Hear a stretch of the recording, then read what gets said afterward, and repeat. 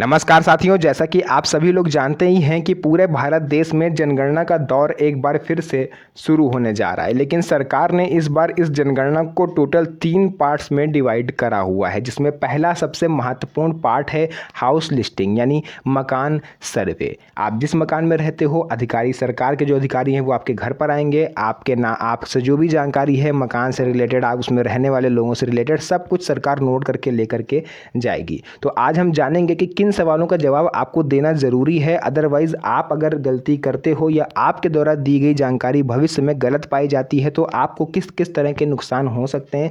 बहुत ही महत्वपूर्ण चीज़ है, बहुत ध्यान से सुनिएगा, वरना आप आगे चल के वाकई में नुकसान उठा सकते हो। तो चलिए वीडियो को स्टार्ट करते हैं और एक एक करके सभी सवालों के जवाब हम समझते हैं। तो चलिए सबसे पहले तो हम ये जान लेते हैं कि आखिर जनगणना ज़रूरी क्यों है, क्योंकि बहुत सारे लोगों को अभी ये पता ही नहीं है कि गवर्नमेंट जनगणना क्यों करवाती है। और लोग सोच रहे होंगे कि जनगणना होगी तो कैसे होगी, कैसे एक एक करके लोगों को गिना जाएगा। तो आइए सारे डाउट आपके इस वीडियो में क्लियर करते हैं। लेकिन उससे पहले आप ये जान लीजिए कि बहुत सारे लोग इस चीज़ पर वीडियो बना रहे हैं एनपीआर कह के, कि एनआरसी एसआईआर के बाद अब एनपीआर शुरू। तो बहुत सारे लोग क्या हैं कि डर रहे हैं। लोग ये सोच रहे हैं कि एनपीआर जो है कोई बहुत बड़ी प्रक्रिया है। लेकिन मैं आज आपको बताऊंगा कि एनपीआर मीन्स होता है नेशनल पॉपुलेशन ऑफ रजिस्टर, यानी कि भारत देश में रहने वाले सभी वैध नागरिकों का ब्यौरा जिस रजिस्टर में दर्ज किया जाएगा उसे ही हम लोग जनगणना कहते हैं। और इस जनगणना के दौरान आपकी जो भी जानकारी होगी वो सरकार के पास सुरक्षित रहेगी। कोई इसमें किसी तरह से आपको कोई दस्तावेज नहीं मांगा जाएगा, ना ही आपकी नागरिकता की जांच करी जा रही है। और ये कोई पहली बार नहीं हो रहा है, ये हर 10 साल पर होता है। 2001 के बाद 2011 में हुआ था, 2011 के बाद 2021 में होना था, लेकिन उस समय कोरोना महामारी चल रही थी। फिर विधानसभा चुनाव, लोकसभा चुनाव, अब जाके कहीं सरकार को फुर्सत मिली है। तो अब फाइनली हाउस लिस्टिंग स्टार्ट हो चुकी है। इसके बाद जनगणना भी प्रस्तावित है। तो जनगणना में क्या होता है, सबसे पहले जानिए। जनगणना में हर व्यक्ति को शामिल किया जाता है, चाहे बच्चा हो, 3 महीने का बच्चा हो, 1 दिन का बच्चा हो, या फिर 95 साल का कोई बुजुर्ग हो। हर एक बच्चा बूढ़ा गिना जाएगा। इसी डेटा के आधार पर सरकार ये तय करती है कि किसे फ्री राशन दिया जाए, किसे ना दिया जाए, किसे सरकारी आवास दिया जाए, किसे सख्त ज़रूरत है, किसे ज़रूरत नहीं है, कौन बीपीएल की कैटेगरी में आएगा, कौन एपीएल की कैटेगरी में आएगा, किसका लाल वाला राशन कार्ड बनेगा, किसका सफ़ेद वाला राशन कार्ड बनेगा। ठीक है। और जो अपात्र होके भी इन योजनाओं का लाभ ले रहे हैं उनसे गवर्नमेंट अपना जो भी उनका लाभ है वो उससे छीन लेगी, यानी उनको सरकारी योजनाओं से वंचित कर देगी। और जो लोग ऐसे हैं कि जो पात्र हैं लेकिन उनको सुविधा मिल नहीं पा रही है, उनको सरकार सुविधा देगी। तो इस वजह से जनगणना ज़रूरी होती है। सरकार के पास एक डाटा चला जाता है कि कितने लोग गरीब हैं, कितने % क्या क्या चीज़ें नहीं हैं। तो सबसे पहले यहाँ पर हाउस लिस्टिंग होगी तो उसमें घर से जुड़े सवाल आपसे पूछे जाएंगे। ध्यान से सुनिएगा, बहुत सही सही जानकारी आपको देनी है, क्योंकि अगर आप इसमें गलती करते हो तो आप भुगत सकते हो। नंबर 1 पर घर पक्का है या कच्चा, आपसे सबसे पहला सवाल ये होगा। घर में कितने कमरे हैं, घर किसके नाम पर है, घर का मालिक कौन है और मुखिया कौन है, आप मालिक हैं या किराएदार हैं, ये भी आपको क्लियर करना होगा। दीवार और छत किस चीज़ की बनी हुई है, ईंट की बनी हुई है, खपरेल की बनी हुई है, आरसीसी की है, किस चीज़ की है। बहुत सारे लोग अलग अलग करते हैं ना, किसी खपरेल की होती है, गांव देहात में छप्पर पड़ा है, तो ये भी आपको बताना है। उसके बाद दूसरा क्वेश्चन होगा पानी बिजली की सप्लाई कैसी है, यानी आपके घर में पानी कहाँ से आता है, कुएं से लाते हो या 5 किलोमीटर दूर से लाते हो, या घर में बोरिंग है या सप्लाई वाला यूज़ कर रहे हो, नल, बोरिंग, टैंकर या कुआं, कहाँ से पानी लेते हो। बिजली की व्यवस्था क्या है, बिजली, इन्वर्टर, सोलर या लालटेन, किस तरह से आपके घर में लाइट आती है। गंदे पानी का निकास कहाँ पर है, घर में है भी या नहीं है, नाली, गड्ढा या खुला बहाव, कोई खुला स्थान तो नहीं है। ये सब चीज़ें आपको बतानी होंगी।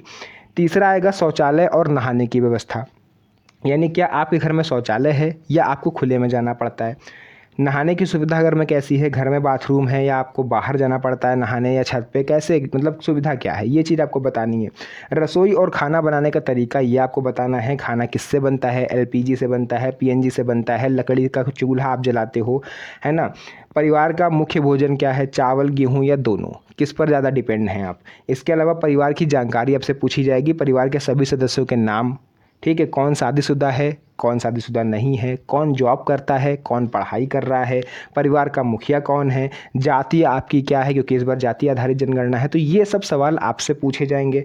इसके बाद बात आएगी आर्थिक संपत्ति की, यानी आपके पास क्या क्या है, ये आपको बताना पड़ेगा गवर्नमेंट को। Bike, car, TV, mobile, laptop, internet, इसी से तय होगा कि आप गरीब हैं, मिडिल क्लास हैं या अपर मिडिल क्लास हैं। ये चीज़ यही तय करेगी।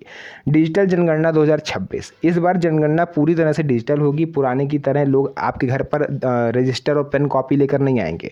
उनके हाथ में मोबाइल या टैब होगा गवर्नमेंट के द्वारा दिया गया, और आप खुद भी इस जानकारी को ऑनलाइन भर सकते हो। ये एक बड़ी सुविधा है। डेटा की सुरक्षा, आपकी जानकारी पूरी तरह से गोपनीय रहेगी।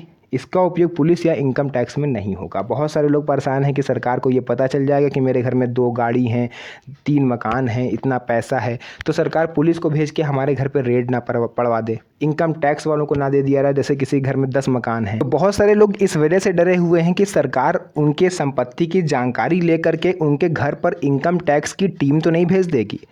किसी के पास 3-4 मकान है ना, करोड़ों की संपत्ति है, अभी तक सरकारी नज़र से छुपाया हुआ था, अब तो सरकार की नज़र में सामने आ जाएगा, तो उनके घर पर इनकम टैक्स की टीम तो नहीं आ जाएगी। तो देखिए, सरकार ने ये पहले सुनिश्चित कर दिया है कि आपके द्वारा दी गई जानकारी का सरकार पुलिस में और इनकम टैक्स में किसी तरह का कोई भी यूज़ नहीं करने वाली। लेकिन यहाँ पर आपको कुछ सावधानियाँ बरतनी हैं जो मैंने यहाँ पर नोट डाउन करके रखी हुई हैं सिर्फ आप लोगों के लिए, तो उसको आप लोग पहले समझ लीजिए। देखिए, घर पर जो भी कर्मचारी आपके आएगा आपका हाउस लिस्टिंग करने, सबसे पहले आपको एक काम करना है कि उसकी आईडी चेक करनी है, क्योंकि इसके नाम पर फर्जीवाड़ा चल रहा है। 4-5 लोग फर्जी टीम बना करके आपके घर पर आएंगे, सारी जानकारी आपसे ले लेंगे। आपको लगेगा हाउस लिस्टिंग हो रही है, लेकिन वो आपके घर की रेकी कर रहे होंगे, कितने बजे कौन आता है, कितने बजे कौन जाता है, घर में कौन रहता है, बाद में आके वो चोरी करके चले जाएं। तो ये चीज़ आपको नहीं करनी। सबसे पहले उनका आईडी कार्ड चेक करना है, सिर्फ ज़रूरी सवालों का ही जवाब दें, ज़रूरी ना हो तो उसको स्किप कर दें। ये आपका अधिकार है कि आप क्या बताते हो, क्या नहीं बताते हो। कोई भी टीम आपसे ज़बरदस्ती कुछ नहीं पूछेगी। गलत जानकारी बिल्कुल भी ना दें, नहीं देना है मना कर दें, लेकिन गलत जानकारी ना दें। क्यों ज़रूरी है सही जानकारी देना? क्योंकि सही जानकारी देने से आपको फ्री राशन का लाभ मिल सकता है, सरकारी योजनाओं का लाभ मिल सकता है, आवास योजनाओं का लाभ मिल सकता है। और अगर आप ये गलती करते हो और आप गलत जानकारी देते हो तो भैया फिर आपको सरकारी योजनाओं का लाभ भी मिलना बंद हो सकता है। तो जो भी जानकारी थी मैंने यहाँ पर आपको पूरा विस्तार से बताया। अगर आपके मन में कोई डाउट है, कोई क्वेश्चन हो जो आप मुझसे पूछना चाहते हो, तो आप कमेंट सेक्शन में लिख सकते हो, उसका रिप्लाई मैं आपको दे दूँगा। तो आज के लिए बस इतना ही। फिर से मुलाकात होगी आप सभी से एक और नई मज़ेदार वीडियो में। तब तक के लिए धन्यवाद। जय हिंद।